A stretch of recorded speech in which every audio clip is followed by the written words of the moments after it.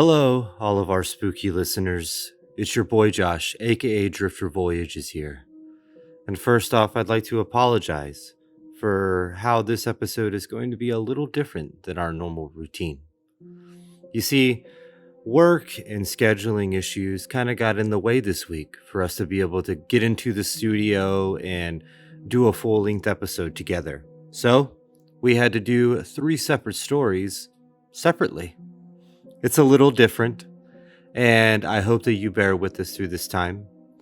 We actually decided to kind of take advantage and try a different way of bringing spookiness to all of you. So please sit back, relax, and enjoy these three short, terrifying stories. Our first scary short story is about a brother who is concerned about how his sister is acting after receiving a gift from their mother. It'll be told by Caleb.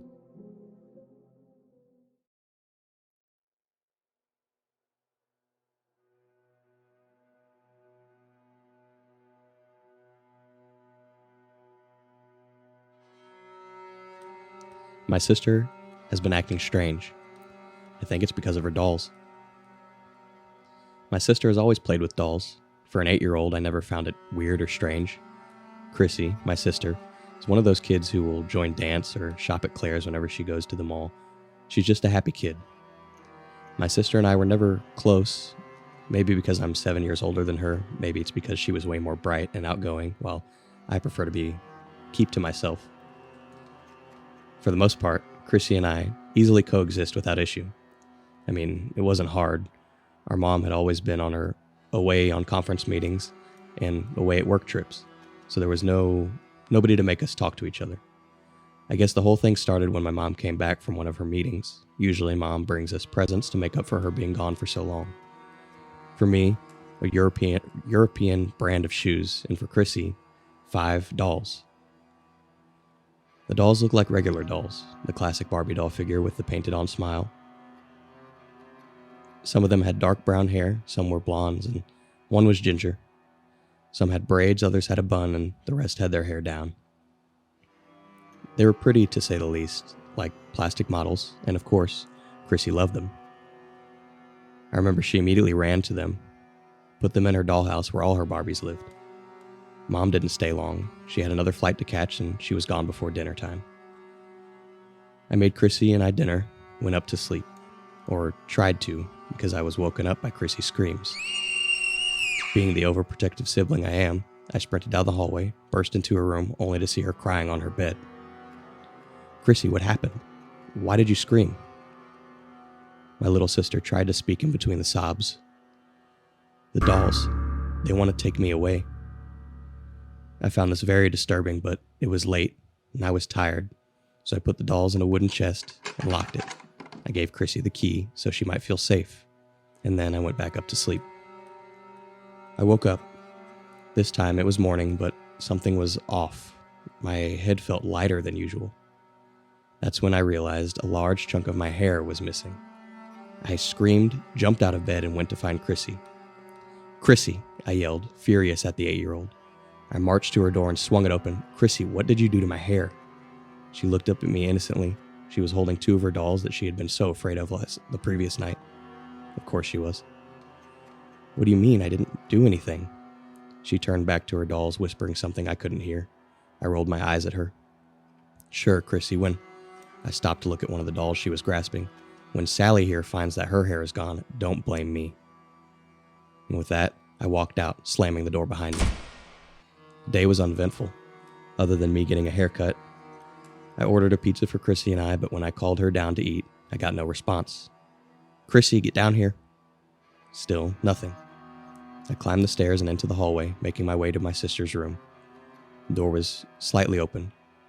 I was able to open it more when I heard Chrissy speak. "Is it finished?" The doll. Chrissy's voice sounded different. "Yes, I propose we should take them tonight." One of Chrissy's dolls spoke, and a third one chimed in. "Let me see it." Her voice was scratchy and broken. The first doll walked towards the wooden box I had locked them in earlier and pulled out another doll. This one was lifeless. and also looked exactly like me. If I hadn't made enough mistakes already, my stupid self decided to make the biggest one yet. I audibly gasped. All the dolls' heads abruptly turned to see me peeking through the crack of the door. The dolls then fell down as if they were never standing. Chrissy, too, looked up at me before getting up herself and closing the door. I am now in my room writing this so that maybe someone else can learn and benefit from my story. Maybe someone can contact my mother to tell her what had happened. I can hear the plastic dolls' bodies hitting my door and trying to undo the lock.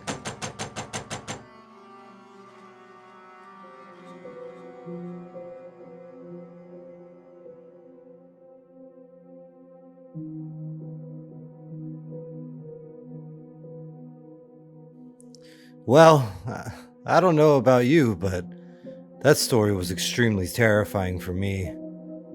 I hate dolls. This next story is about someone getting text messages from their friend stating that they are coming over, and after a series of events, everything goes south quickly. This story will be told by Kolby.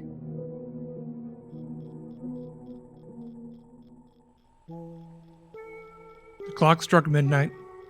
I was on my laptop in my bedroom, browsing through YouTube videos. However, my browsing stopped when my phone vibrated. I saw that I received a text message from my friend, Ben. "Hey man, I'm outside by the back door. Can you let me in?" I knew he was lying. For the last few weekends, he had been messing with me. One weekend, he told me he was parked in my cul-de-sac, when in reality, he was in his bedroom. The following weekend, he told me he was coming over to hang out. When I came outside to greet him in his car, he floored it out of my neighborhood. I wasn't going to let him get me this time. I sent a reply back. "I know you're just messing with me again." He immediately replied back, "No, I'm being serious this time. I am by the back door." "Nice try. I know you're not there." I placed my phone down and continued my search. About a minute later, my phone vibrated again. I'm downstairs. "Ben, you can't troll me 3 weekends in a row. However, I'll give you an A for effort." I placed my phone down again. I wasn't going to play his little game. As I was about to continue my search, I started to hear something from the deafening silence of my dark house. I faced the doorway behind me and listened closely. It sounded like footsteps. Silent footsteps walking around downstairs. It was nerve-wracking to say the least. I couldn't believe it. Was my mind playing tricks on me, or was Ben actually in my house? I grabbed my phone. "Are you joking with me, man?" I continued to listen as my phone vibrated again. "No, I told you I was downstairs, but you didn't believe me." I was quite relieved that it was him, but I was pissed off that he broke into my house. I could hear him walking around downstairs still as I waited for him to come into my bedroom. I grabbed my phone again. "Aren't you going to come upstairs? I can hear you walking around downstairs. Just come up here already." I sent the message and waited for him to respond. I started to get a little annoyed after a minute of waiting. I got up from my bed and went to the doorway. I proceeded to shout downstairs, "Get your ass up here already. Stop fucking around." I sat back in my bed as I began to hear him walk upstairs. Suddenly, my phone vibrated again.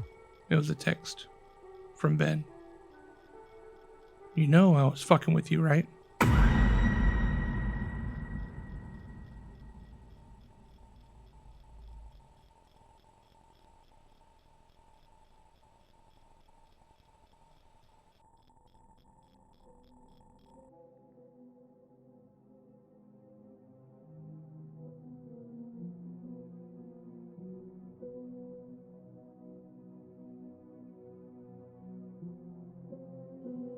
Oh man, I'm pretty sure everyone has had that kind of fear be brought into their mind at least once in their lives.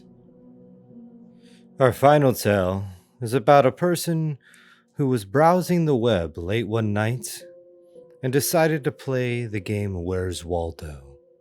Only once they found Wally, they realized that Wally had found them.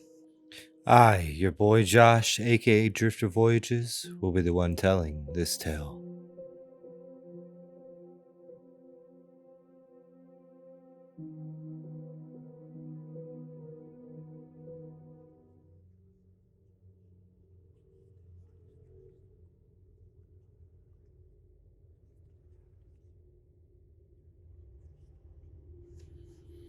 I found Wally, and now he found me. I know it sounds stupid, but he follows me.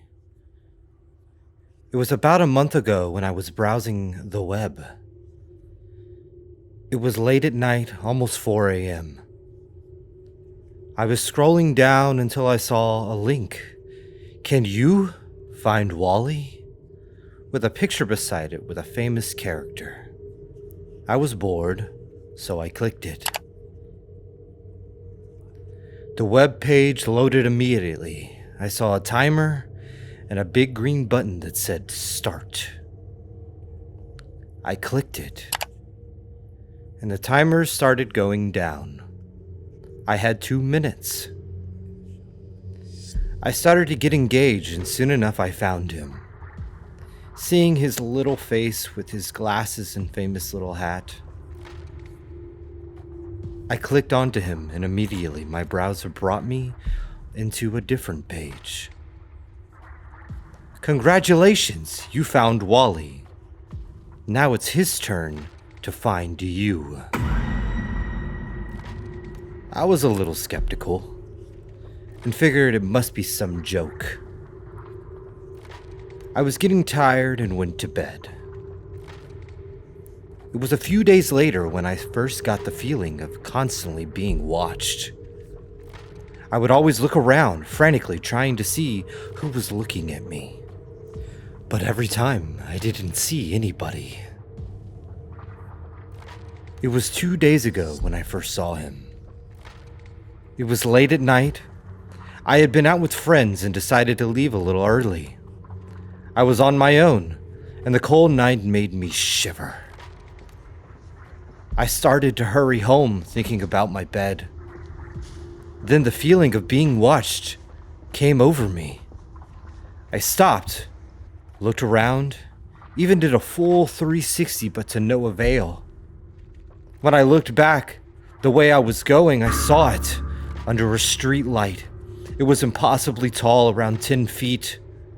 The light blocked its face, but I could faintly see 2 big, round eyes staring at me. It had long arms, almost down to its knees, and the hands, they were grotesque. Long, bony fingers with nails so sharp they looked more like claws. I froze. I couldn't move, only stare at it. Suddenly, I heard someone slamming a car door shut, and I unfroze. But Wally had disappeared.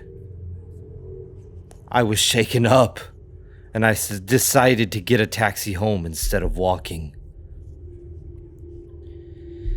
It was last night when I saw it again. I was trying to sleep. I didn't get much rest the night before, and tonight wasn't any different. I turned over and gazed out my window, but something was wrong. There was a face with 2 round glasses and a hat. Its neck was stretched so far that I thought it would snap. Its eyes stared at me, 2 white pits of nothingness. As soon as it saw me looking, it ducked down and again disappeared. I was terrified at this point. It's been 18 hours since then. Yes, I've counted, for no reason. As I am writing this, I can feel it watching me. I just have to warn other people. I don't want to turn around and see its eyes staring at me, and its bony, gnarled fingers hold the window still, excited that it sees its prey. I think this might be my last encounter with it. My window starts to creak open. I don't know what to do.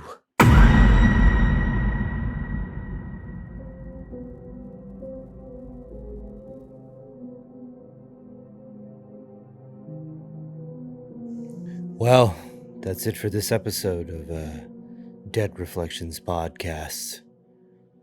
I say episode, really it's just a little bite-sized episode. An episode in between episodes, I guess. Next week we will be back with our full-length episode, episode 34. And our topic that we pulled from the jar is bodies of water. I don't know about the other guys, but I've got a story that's going to be pretty creepy, and I'm excited to tell you all about it. Thank you so much for sticking through and listening to our short little creepy tales. I know this isn't how our podcast episodes normally are, but due to scheduling, it just threw everything off. I'm going to go ahead and sign off. But before I go, I know I have to say the saying that we say at the end of every episode, regardless of if it's a short one or not. Tell your family, tell your friends, and tell the monsters under your bed to listen to Dead Reflections Podcast. Have a spoopy night.